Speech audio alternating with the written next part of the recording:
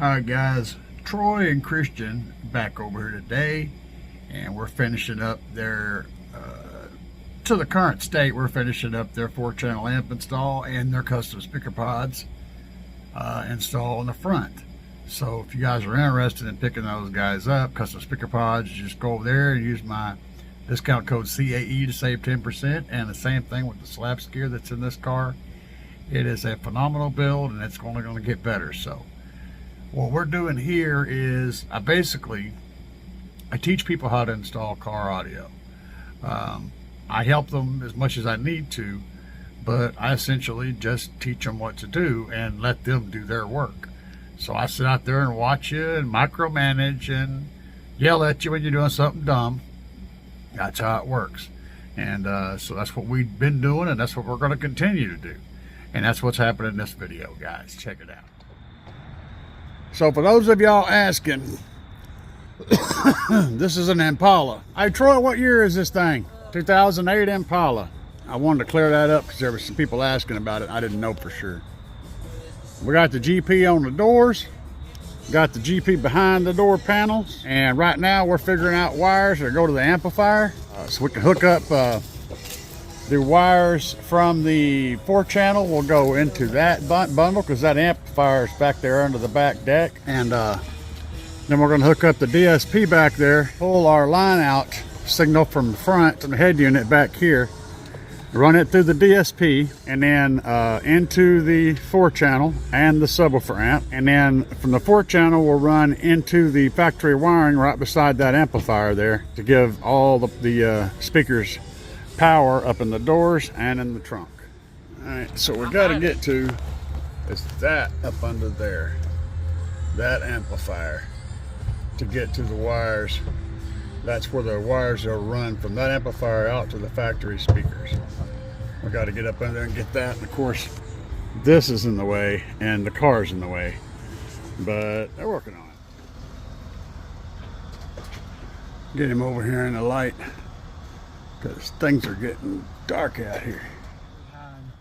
This one, and then it went, all three of them went all this way.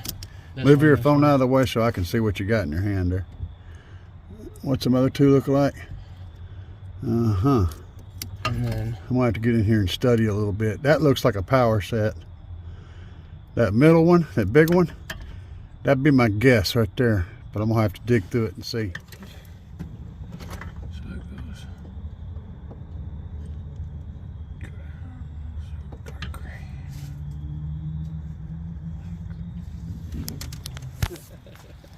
I love it. So now, one of the locations I typically go to with a 4-channel in a situation like you have is under that back deck. So pretty much where the factory amp is. Pretty much where the factory amp is. So but you want me to if we do that, getting these ready to splice? But if we do that, okay, if we put it there, then it's all got to come out whenever you go into doing all your back deck work. Okay. And also you're going to be doing a lot of back deck work. So we might want to put it somewhere else. And I don't know where that's going to be. We could mount it over here on the side. And get a little piece of plywood over there, cut or size to fit in this area. Put the carpet on top of it and screw down into the wood. And that way it would stay put right there. You already got your power running. Well, you got your power coming in over there, but we can work that around this way, and we won't have any big power over here in the nice clean signal side. And we're going to have to come out of the DSP to go into the amplifier here. So the DSP and putting the DSP and the 4-channel over here would probably be the best choice under these circumstances. Okay. That's what I would say. We could always move this closer, shift that direction a little bit. Yeah, that's going to be my take on it. So, what was that? I was letting Troy know that notification he got was just me sending this to him just in case my phone dies. Oh, the diagram. Okay. Yeah. You see, there's the amplifier. He's figured out the wires to it now. He understands pinouts and all that stuff. I love teaching people stuff. So we can shift this over, and we need to get a piece of material underneath the carpet we can screw into. All right, Bob's your uncle. All right, guys, so what we're doing now is we're going to cut a little piece of this 1/2-inch plywood to slip underneath the carpet back there to secure down both amplifiers and the DSP. And we're using some of this 30-year-old wood. Yeah, it's good stuff, man. Good times all around.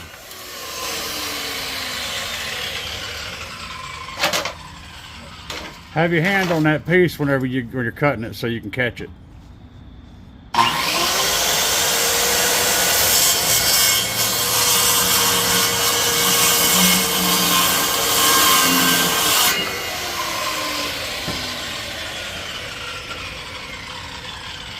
Good deal. All right, so under here, under the carpet, we got our piece of wood down here. Now what we got to do is we're going to shift this amplifier over a little bit, and mount our DSP and our 4-channel back here.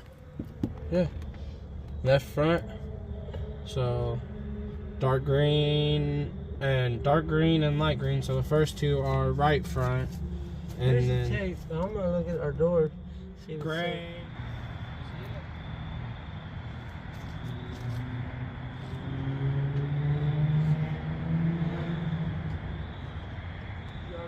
So right now he's pulling the speaker wires from the connection that went to the factory amp. He's making those connections to those speaker wires so we can pull them back to where we're going to put the 4-channel amplifier. And then we'll have that ready to go. All right, so now we're getting ready to extend these front, these door wires.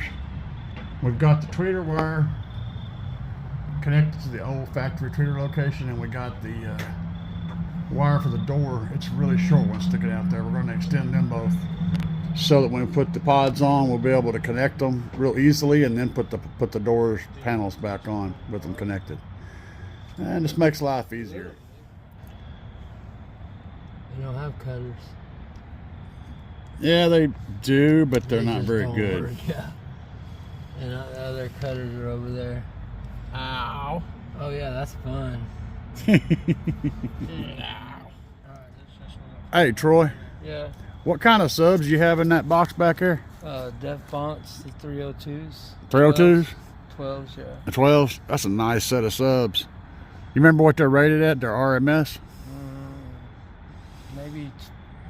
Maybe 2,000, 2,500. I think that sounds right. 2,000 or 2,500, yeah, in that They general got range. Quite a bit more than that. Oh yeah, we're running the 8K on them. Yeah. So even after rise, you're putting about 25. Actually, after rise, which your rise should be around 3 ohms or 3.5 ohms. And so after rise, you're probably still putting 2,500 watts on each sub. That's a really good match for those subs. Excellent, man. All right, so those 2 wires right there are going to be running to the left and right channels up front. And that's what's powering those Def Fonts subs. The Shock 8K, man.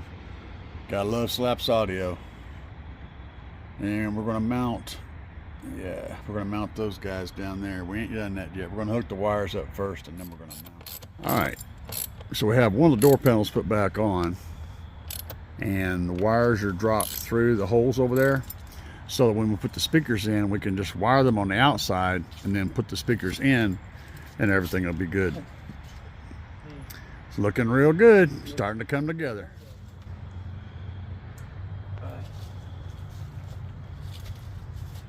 Second door going on. Yeah, because this one will have the He'll tell you once you get there. Just positive. remember what the green look. Wait to you.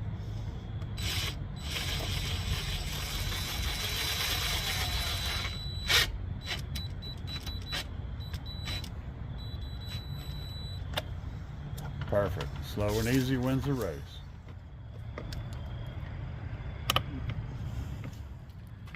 All right.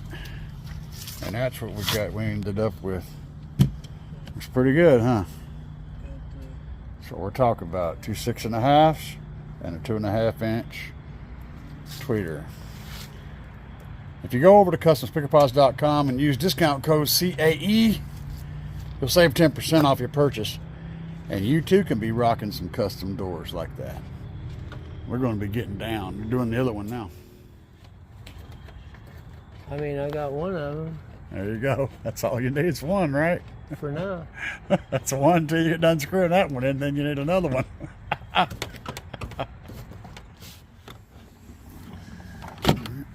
Now we're working on routing wires and getting things in position.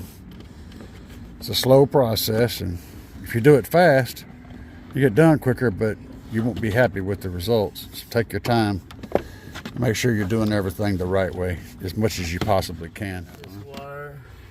So then, yeah, you can tuck this wire. I'm gonna tuck it that way. Okay. Then we got to figure out which channels we're going to run for everything.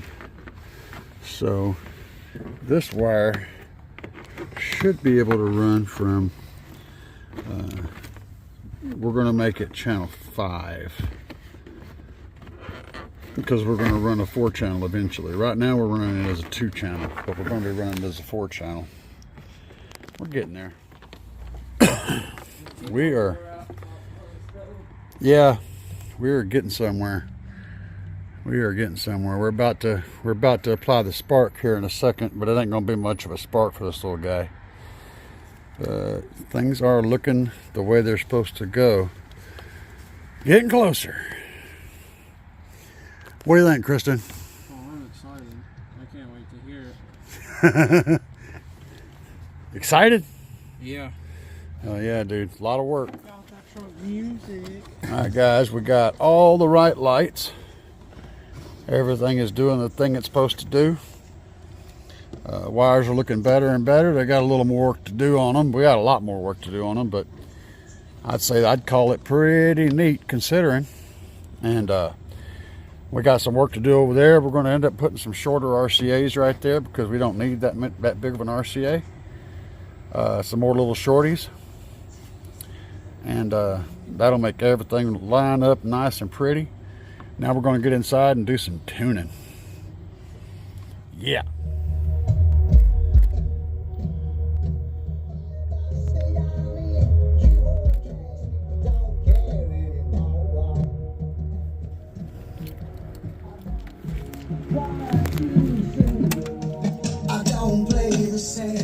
A little better?